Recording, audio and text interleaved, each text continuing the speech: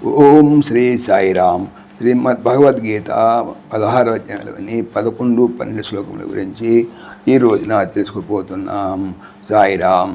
భగవానుడు గత శ్లోకములో ఇలా తెలియజేశారు.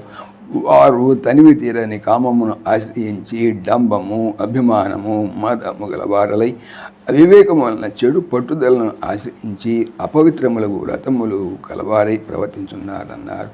ఈరోజు చెప్పేటువంటి 11, 12 శ్లోకములో ఎలా తెలియజేస్తున్నారు. చింతామరిపేయాం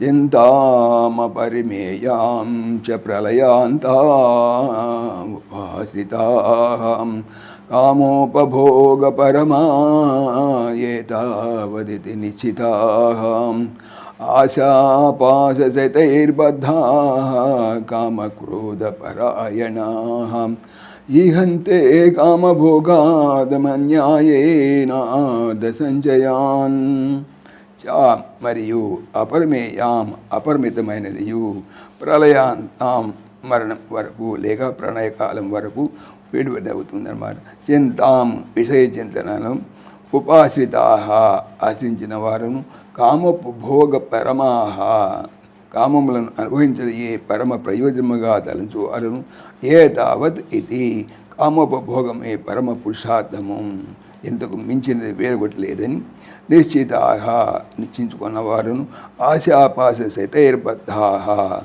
ఎక్కువ ఆశాపాశములచే బంధింపబడిన వారును కామక్రోధ పరాయణాః కామము, క్రోధము అన్ని వీటిని ముఖ్యముగా ఆశ్రయించిన వారు కామభోగార్థం కామములను అనుభవించుట కొరకు అన్యాయ మార్గముల ద్వారా హర్ద సంచయాన్ ధన సమూహములను ఈహతే కోరుచున్నారు.